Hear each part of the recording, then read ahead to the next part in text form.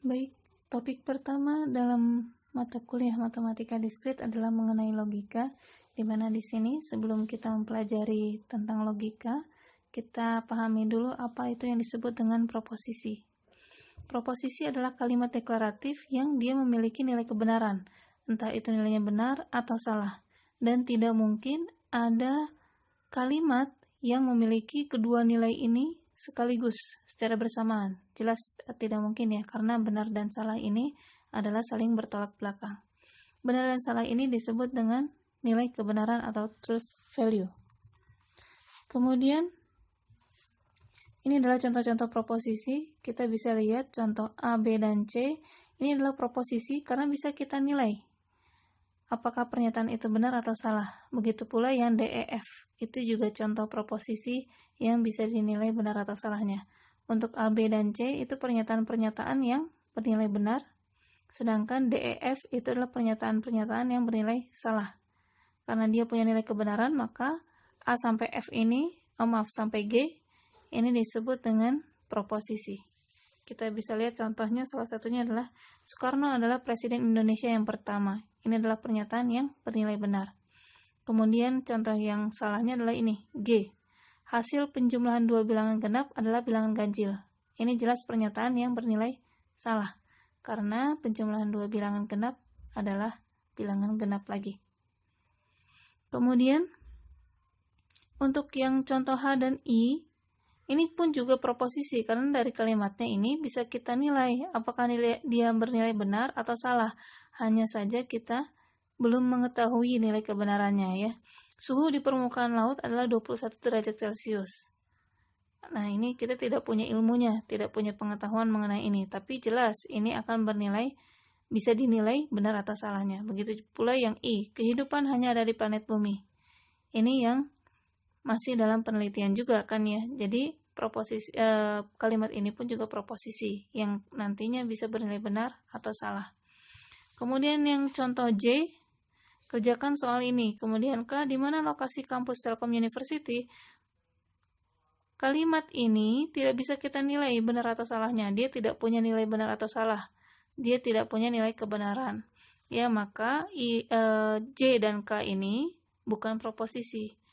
Jadi yang bukan proposisi nih ya, ketika dia dalam bentuk kalimat perintah, ketika dia dalam bentuk kalimat tanya, dia pasti bukan proposisi karena tidak bisa dinilai benar atau salahnya.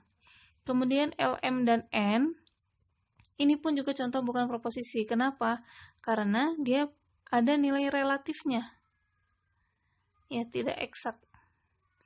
Misalnya yang ini, 2x tambah 5 sama dengan 10.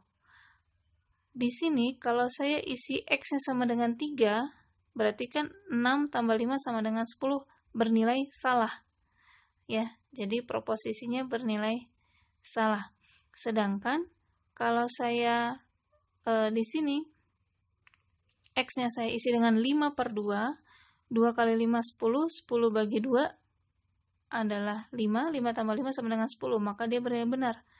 Otomatis yang L, M, dan N ini, L dan M terutama misalnya ini relatif. Diisinya nilainya berapa dulu X-nya. Bisa diisi dengan nilai X sama dengan 3 untuk yang L, maka hasilnya akan bernilai salah. Sedangkan bisa diisi dengan 5 per 2, maka hasil L ini merupakan proposisi yang benar. Nah, karena relatif, tidak tahu nilai benar atau salahnya, ambigu, maka L dan M ini dia bukan proposisi.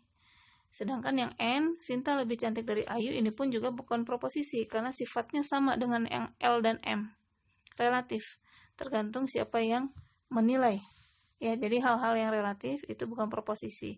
Kalau disimpulkan, yang bukan proposisi yang pertama itu adalah kalimat seru, kalimat perintah.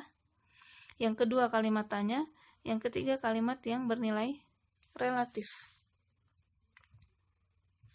Kemudian jenis proposisi terbagi menjadi dua, ada atomik dan majemuk. Yang atomik intinya adalah dia proposisi yang berdiri sendiri ya, tidak bisa diuraikan. Contohnya ini, 3 tambah 4 sama dengan 7, ini tidak bisa lagi diuraikan. Sedangkan kalau majemuk dia tersusun dari beberapa proposisi atomik. Jadi atomik itu bahasanya lebih ke single gitu ya. Sedangkan majemuk ini berarti dia mengandung beberapa proposisi atomik. Contoh, yang A, 5 adalah bilangan ganjil dan prima. Ini terdiri dari dua proposisi, yaitu 5 adalah bilangan ganjil, proposisi pertama, 5 adalah bilangan prima, proposisi kedua, dan seterusnya. Jadi bisa kita lihat ketika proposisi majemuk dia pasti ada kata penghubung. Kalau di sini dan, ini dan, yang ini untuk yang C ini jika maka ya, dan yang D ini menggunakan dan juga.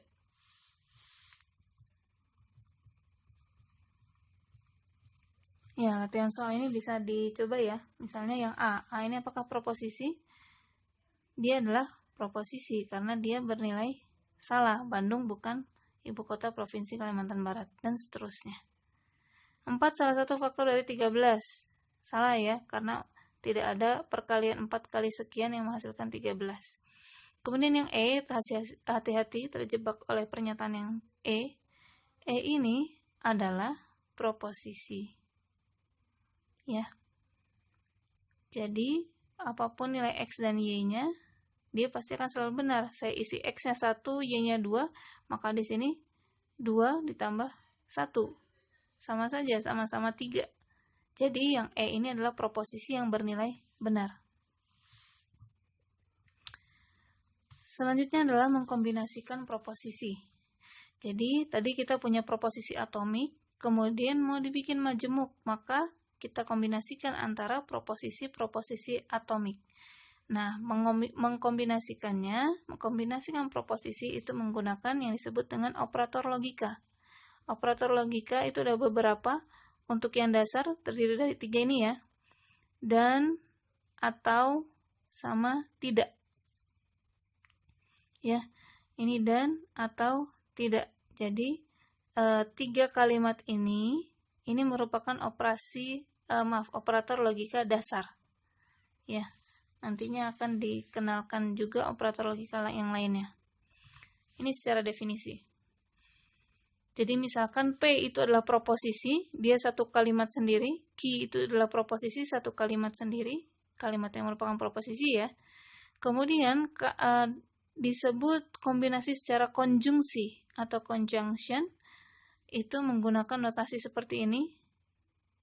Ya, bentuknya seperti segitiga. Nah, ini segitiga ke atas, maka ini adalah maknanya, notasi ini adalah maknanya dan. Jadi kalau ngadep lancipnya ujungnya ke atas itu dan, kalau ke bawah berarti itu penghubungnya adalah kata atau. Kemudian kalau notasi untuk kata tidak itu seperti ini. Ini disebut juga negasi atau ingkaran. Konjungsi untuk dan, disjungsi untuk atau, dan ingkaran atau negasi ya. Ingkaran atau negasi untuk kata tidak. Contoh. Misalnya diketahui proposisi P adalah hari ini hujan, yang Q murid-murid diliburkan dari sekolah. Jadi, kalau kita lihat di sini P dan Q. Berarti kita kumpulkan P dan Q ini dihubungkan dengan dan. Hari ini hujan dan murid-murid diliburkan dari sekolah. Gitu ya. Jadi, operator logika di sini maksudnya adalah untuk penghubung. Kalau yang ini tinggal ganti saja dengan kata atau. Ya. Kemudian selanjutnya ini adalah kalau ada negasi atau ingkaran. Ingkaran itu secara bahasa itu bisa menggunakan kata tidak saja boleh. Bisa juga yang lebih tepatnya ini ya, yang lebih sesuai. Itu adalah kalimat tidak benar bahwa. Tidak benar bahwa P, yaitu hari ini hujan. Tidak benar bahwa hari ini hujan. Boleh dengan bahasa kita hari ini tidak hujan. Ini juga bentuk ingkarannya. Seperti itu.